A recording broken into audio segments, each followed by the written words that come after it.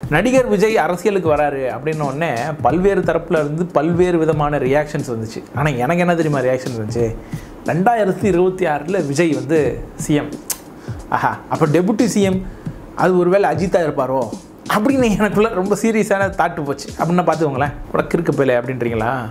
அப்படிலாம் பேசாதீங்க, எது வேணாலும் நடக்கலாம். தமிழக அரசியல் சூழல் எந்த நேரத்தில் வேணாலும் மாறலாம். வேணா பாருங்களேன், 2026 மேபி இது கூட நடக்க வாய்ப்பு இருக்கு. திமுக அதிமுக ரெண்டு பேரும் கூட்டணி வைப்பாங்க. எங்க தலைவர் அவர்களை எதிர்கொள்ள இப்ப விஜய் எதிர்கொள்ள திமுக அதிமுக கூட்டணி வைப்பாங்க.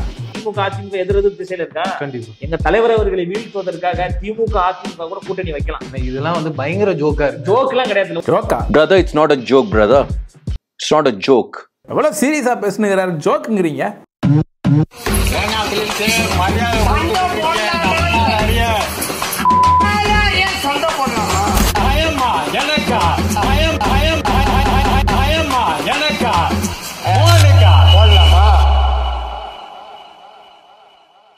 ரெண்டாயிரத்தி 11 காலகட்டத்தில் இருந்தே பல்வேறு விதத்தில் நடிகர் விஜய் அரசியல் சார்ந்த சில விஷயங்களை வந்து செஞ்சுக்கிட்டே வந்தார். மக்களுக்கு சில நலத்திட்டங்களை வந்து வழங்குறது, அந்த மாதிரி நிறையா விஷயங்களை செஞ்சுக்கிட்டே இருந்தார். தீவிரமான அரசியலுக்கு வரப்போறாரு அப்படின்னு கடந்த ஒரு 3-4 வருடமாகவே அவர் வந்து இந்த ஆடியோ லான்ச்சில் இந்த மாதிரியான விஷயங்களில் ஹிண்ட் கொடுத்துக்கிட்டே இருந்தார். இப்போ 2024 பிப்ரவரி மாதம் வந்து அவர் தமிழக வெற்றிக் கழகம் அப்படின்ற ஒரு கட்சியை வந்து நிறுவியிருக்காரு. இந்த கட்சியை நிறுவன உடனே திமுக சைட்ல இருந்து உடன்பிறப்புகள்லாம் பயங்கரமாக விஜயை வந்து அட்டாக் பண்ணாங்க. அப்போல்லாம் நிறைய பேருக்கு என்ன ஒரு ஐடியா இருந்துச்சுன்னா, இது தேவையில்லை, இந்த அட்டாக் வந்து தேவையில்லாத இம்பார்ட்டன்ஸ் வந்து விஜய் கொடுக்குறாங்க அப்படின்றது தான் நிறைய பேருனுடைய பார்வையாக இருந்தது. இன்ஃபேக்ட் விஜய் வந்து அரசியலுக்கு வர்றது ஹெல்த்தியான விஷயம் தான் அப்படின்னு நிறைய பேர் விரும்பினாங்க. நடந்தது என்ன அப்படின்றது தான் இந்த ஷோவில் நாம் பார்க்க போகிறோம். Welcome to fake ID. நீங்கள் பார்த்துட்டு இருக்கிற ஷோ பட்டி டிங்கரிங்.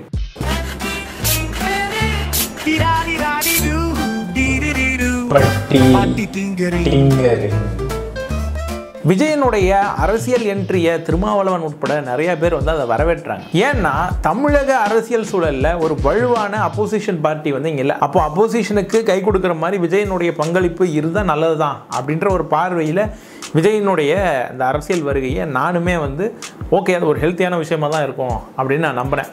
ஆனால் அது எது வரைக்கும் அப்படின்னா, விக்கிரவாண்டியில் அவர் ஒரு மாநாடு நடத்தினார் பாருங்க, அதில் பேசப்பட்ட சில விஷயங்கள் வந்து சர்ச்சையாச்சு. அது வரைக்கும் விஜயனுடைய இந்த அரசியல் வருகையை வந்து நிறைய பேர் வெல்கம் பண்ணுற தோரணையில் தான் பார்த்தாங்க. நினைவுகள் மனசுக்கு வலியை கொடுக்கும், அதை அடியோட மறக்கிறது மனசுக்கு நிம்மதியை கொடுக்கும். 2024 விக்கிரவாண்டியில் நடந்த இந்த விஜயினுடைய மாநாட்டில் வந்து நிறைய பேர் இளைஞர்கள் கலந்துக்கிட்டாங்க.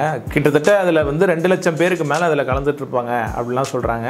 அந்த மாநாட்டில் நிறைய பேருக்கு வந்து சாப்பாடு இல்லை, உணவு இல்லை, இந்த மாதிரி சில அசம்பாவிதங்கள்லாம் இருந்தது. எந்த மாநாட்டிலையும் வந்து இந்த மாதிரியான சிக்கல்கள் இருக்கிறது வந்து நடக்கிறது தான், அதை தவிர்த்திருக்கலாம். ஆனால் வந்து அவர் பேசின விஷயம் தான் ரொம்ப முக்கியமாக நம்ம கூர்ந்து கவனிக்க வேண்டிய விஷயம். விஜய் அந்த மாநாட்டில் தன்னுடைய அரசியல் கொள்கை எதிரியாக பிஜேபியை பார்க்கிறார். நியாயேன ராஜ்யம் லவணேன போஜ்யம். சில காரணங்களுக்காக திமுகவை தன்னுடைய அரசியல் எதிரியாக பார்க்கும் விஜய் பேசும்போது அவங்க பாசிசம்னா நீங்க என்ன பாயாசமா அப்படின்னு கேட்கிறாரு. இதை திருமாவளவன் வந்து நோட் பண்ணிட்டு, பாசிசத்தின் எதிரியாக இங்க ஒரு கூட்டணி இருக்கு, நிறைய பேர் வந்து பாசிசத்துக்கு எதிராக வந்து இங்க வந்து ஒருங்கிணைந்தார்கள், அந்த ஒருங்கிணைப்புக்கு எதிராக அதை நகையாடும் விதமாக விஜயனுடைய பேச்சு இருக்கு அப்படின்னு அதை குறிப்பிட்டார். இன்னொன்னு, விஜய் அதை பேசி முடிக்கிறப்போ ஒரு டேக்அவே மாதிரி யாராவது நம்மளுடைய ஆட்சி அதிகாரத்தில் பங்கு வேணும் அப்படின்னு கேட்டாங்கன்னா, அவங்க நம்மளோட சேர்ந்து பயணிக்கணும்னு விருப்பப்பட்டாங்கன்னா அவங்களையும் சேர்த்துக்கணும் இல்லையா, அவங்களையும் நம்ம கவனிக்கணும் இல்லையா அப்படின்னு ஒரு டேக்அவே பாயிண்டாக அதை முன்வைத்தார். இதை வந்து திருமாவளவன் நோட் பண்ணிட்டு கூட்டணிக்கான ஒரு ஆஃபர் மாதிரி இதை விடுறாரு. பட் கூட்டணி பேச்செல்லாம் வந்து இது டூ இயர்லி, இது இந்த மாதிரி நேரத்தில் பேசக்கூடிய விஷயம் கிடையாது. அதாவது அவருக்கு வந்து ப்ரூவன் ஓட் பேங்க் கிடையாது. அவர் இப்போ தான் வந்திருக்காரு, அரசியலுக்குள்ளார வந்திருக்காரு, இன்னும் முழு நேர அரசியல்வாதி ஆகலை. அப்படி உள்ளே வந்து அரசியல் பண்ணுறப்போ ஃபஸ்ட்டு எலெக்ஷனில் சந்திச்சு அவருடைய ஓட் பேங்கிங் இவ்வளோ அப்படின்னு அதை நிரூபிக்கிறப்ப தான் அவர் வந்து யாரு கூட கூட்டணி வைக்கலாம், அவருடைய கூட்டணியை வந்து அக்செப்ட் பண்ணிக்கலாமா வேணாமா அப்படின்னு மற்ற கட்சிகள் முடிவு பண்ணோம் அப்படின்னு சில விஷயங்களை ஸ்ட்ராட்டஜிக்கலாக ப்ரூவ் பண்ணார் திருமாவளவன். இன்னும் சொல்ல போனால் அது ஒரு ஸ்கிரிப்ட் அப்படின்ற அளவுக்கு கூட அதை பேச போனாங்க. இன்னொன்று, அம்பேத்கர் குறித்து அவர் அதில் பேசினப்போ கொஞ்சம் சில வரிகளை விட்டுட்டாரோ இல்லை மாற்றி பேசிட்டாரோ, ஒரு சின்ன பிழை இருந்தது. அதையெல்லாம் கூட சோசியல் மீடியாவில் பேசி அவரை ட்ரோல் பண்ணாங்க.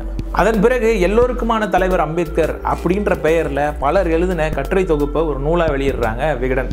வாய்ஸ் ஆஃப் காமன்ஸ் அப்படின்ற ஒரு நிறுவனத்தோடு சேர்ந்து இதை வெளியிடுறாங்க. அந்த நூல் வெளியீட்டு விழாக்கு நிறைய தலைவர்களை கூப்பிட்டுருக்காங்க.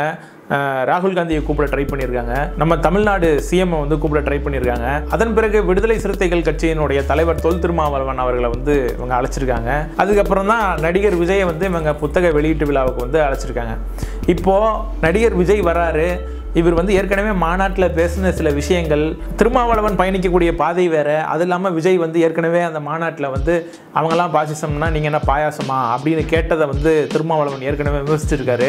இதெல்லாம் பார்த்துட்டு அந்த நிகழ்வுக்கு போக வேணாம் அப்படின்னு முடிவெடுத்துட்டார் திருமாவளவன். அதுக்கப்புறம் விஜய் அந்த மேடையில் ஏறி என்ன பேசினாரு? விடுதலை சிறுத்தைகள் தலைவர் திரு தொல் திருமாவளவன் அவர்கள் அவங்களால இன்னைக்கு வர முடியாம போச்சு. அம்பேத்கர் அவர்களுடைய புத்தக வெளியீட்டு விழாவிற்கு கூட அவரால் கலந்துக்க முடியாத அளவிற்கு கூட்டணி கட்சிகள் சார்ந்து எவ்வளவு பிரஷர் இருக்கும் என்று என்னால் யூகிக்க முடிந்தாலும் I'm not feeling the pressure, no. You cannot put pressure on me. No chance. நான் இப்போ சொல்றேன், அவருடைய மனசு முழுக்க முழுக்க இன்னைக்கு நம்மளோட தான் இருக்கும். குமுதா ஹாப்பி என்னாச்சு? குமுதா ஹாப்பி என்னாச்சு? குமுதா ஹாப்பி என்னாச்சு? குமுதா ஹாப்பி என்னாச்சு? ஆனா குமுதா ரொம்ப ஹாப்பி என்னாச்சு? விஜய் பேசினது போக அந்த மேடையிலேயே விசிகேவனுடைய துணை பொதுச் செயலராக இருந்த ஆதவர்ஜுனா என்ன பேசினாரு அப்படின்றது பயங்கர விவாதமாச்சு. விஜய் எல்லோருக்குமான தலைவர் அம்பேத்கர் அப்படின்ற நூல் வெளியீட்டு விழாவுக்கு தான் வந்திருக்காரு. அந்த நூலை நிறைய பேர் சேர்ந்து எழுதியிருக்காங்க அப்படின்னு நம்ம சொல்கிறோம். அந்த நூலை எழுதினவங்களில் நிறைய பேர் விசிகே கட்சியை சார்ந்தவர்கள் இருப்பாங்க, திமுகவை சார்ந்தவர்கள் இருப்பாங்க, கம்யூனிஸ்ட் இருப்பாங்க. இப்படி பல பேரினுடைய கான்ட்ரிபியூஷனில் தான் வந்து ஒரு புத்தகம், ஒரு கட்டுரை தொகுப்பு வந்து வெளியே வருது. அப்போது அந்த புத்தகத்தை பற்றி பேசுகிறதுக்காக தான் விஜயை அழைச்சிருக்காங்க. அப்படி தான் விகடன் வந்து அவரை அழைச்சிருக்கணும் இல்லையா? ஆனால் விஜய் வந்து அந்த மேடையில் அதை பற்றி பேசியிருந்தாருன்னா பரவாயில்ல. அதை மீறி அவர் வேறு சில விஷயங்களை பேச போயிட்டார். அதுதான் சர்ச்சைக்குள்ளாச்சு. அம்பேத்கர் அவர்களை பற்றி சில வார்த்தைகளை சொல்லிட்டு கடைசியாக எங்கே வந்துட்டார்னா பாஜகவினுடைய அரசியலை பற்றி விமர்சிக்க ஆரம்பிக்கிறார். அப்படியே ட்ரெயினை ரூட் எடுத்து கடைசியில் எங்கே கொண்டு வந்துட்டார் அப்படின்னா திமுகவினுடைய ஆட்சியை பற்றி பேச ஆரம்பிச்சிட்டாரு. இங்கே இருக்கிற ஆட்சி எப்படி இருக்குது அப்படின்னு பேச ஆரம்பித்து வேங்கை வயல் பற்றிலாம் வந்து விமர்சித்தார்.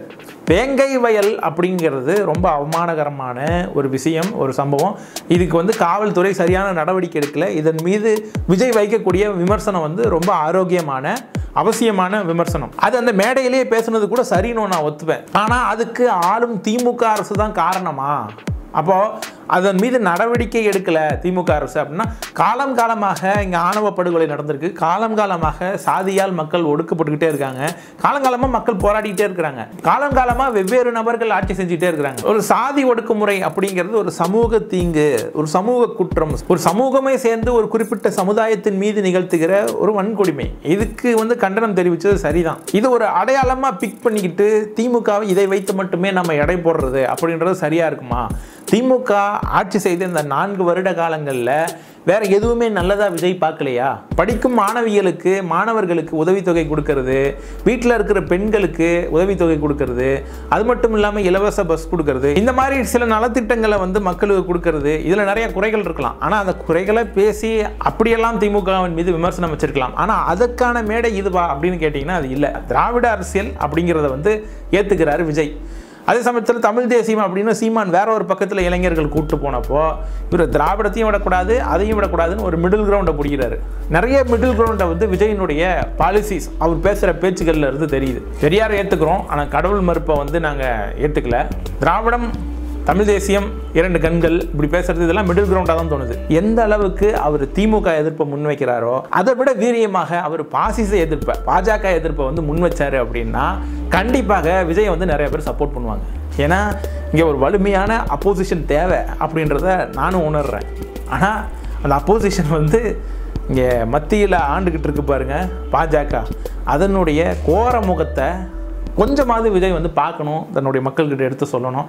ஏன்னா நம்ம ஆட்சிக்கு வரோம், அங்கே வந்து ஆட்சி அமைக்கிறோம், அதிகாரத்துக்கு வரோம், சிஎம் சேரில் உட்காடுறோம், அதெல்லாம் விட நாம் வந்து சமூகத்தை என்னவா மாற்றுறோம், லீடர்ஷிப் குவாலிட்டியை வந்து தன்னுடைய தொண்டர்கள் மத்தியில், தன்னுடைய கட்சிக்கு கீழே இருக்கிற மெம்பர்ஸ் மத்தியில் வளர்த்துறது தான் ஒரு மிகப்பெரிய தலைவனுக்கான உதாரணம் அப்படின்னு நான் நம்புகிறேன். அதைத்தான் தொல் திருமாவளவன் ரொம்ப வீரியமாக செஞ்சுட்டு இருக்காரு. அந்த மாதிரி ஒரு தலைவராக அவர் உருவாகணும். விஜய் என்ன பண்ணாருன்னா, எல்லோருக்குமான தலைவர் அம்பேத்கர் அப்படின்னு அம்பேத்கரை இன்ட்ரடியூஸ் பண்ணுறது, ஒரு வெகு மக்கள் கிட்ட அம்பேத்கரை இன்ட்ரடியூஸ் பண்ணுறதுக்கு விஜய் மாதிரியான முகம் ரொம்ப அவசியம், தேவை அப்படின்னு நான் கூட ஒத்துக்குவேன். அந்த நூல் வெளியீட்டு விழாவுக்கு வந்துட்டு அம்பேத்கரை பயன்படுத்தி தன் மீது எல்லா கவனத்தையும் குவிச்சுக்கிட்டாரு அப்படின்றத நம்ம சொல்லணும். அதுபோக அந்த பேச்சினுடைய கடைசியாக வந்து அவர் என்ன சொல்றாருன்னா, 200 வெல்வோம் அப்படின்னு இருமாப்புடன் கூட்டணி கணக்குகளை மட்டுமே நம்பிக்கிட்டு இருக்கிற இந்த ஆளும் கட்சிக்கு வந்து நான் கொடுக்குற வார்னிங் அப்படின்னு சொல்லிட்டு சில விஷயங்களை வந்து பேசுகிறாரு.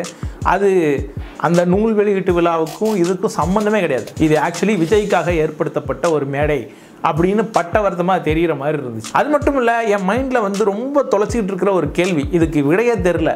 யாராவது விஜய்க்கு ஓட்டு போடணும், விஜய் வந்து அரசியலில் வந்து சரியான நபர், அவர் பாதையில் பயணிக்கிறது தான் நமக்கு எதிர்காலத்துக்கு நல்லது அப்படின்னு சொல்கிறவங்க இந்த கேள்விக்கு எனக்கு பதில் சொல்லுங்கள். என்னென்னா, விஜய் கட்சி தொடங்கினது வந்து இந்த வருடம் 2024 பிப்ரவரி. அதுக்கப்புறம் ஏப்ரலில் லோக்சபா எலெக்ஷன்ஸ் நடக்குது. அதாவது ஆளும் பாஜக அரசு, அது பாசிச அரசு, அதுக்கு எதிராக வந்து அணி திரளணும் அப்படின்னு இந்தியா கூட்டணி கீழே நிறையா பேர் வந்து அணி திரண்டுகிட்டு இருந்தாங்க.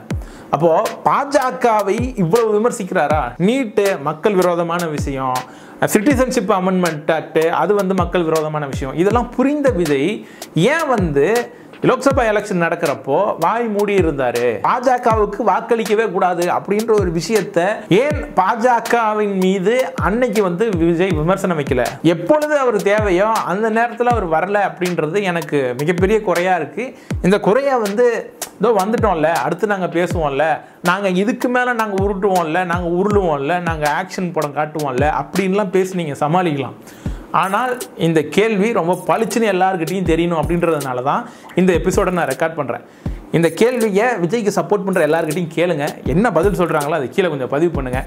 இந்த ஷோ உங்களுக்கு பிடிச்சிருந்தா லைக் பண்ணுங்கள், ஷேர் பண்ணுங்கள், கமெண்ட் பண்ணுங்கள், சப்ஸ்கிரைப் பண்ணுங்கள். அடுத்த தடவை வேற ஒரு கண்டென்ட்டோட உங்களை சந்திக்கிறேன். அதுவரை உங்களிடமிருந்து விடைபெற்றுக் கொள்வது Aravind Anbazhagan.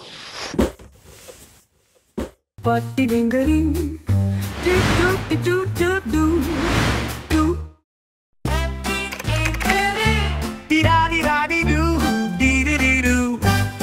tinkering,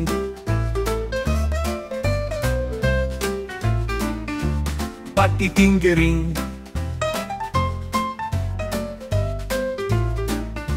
do do do, patti tinkering.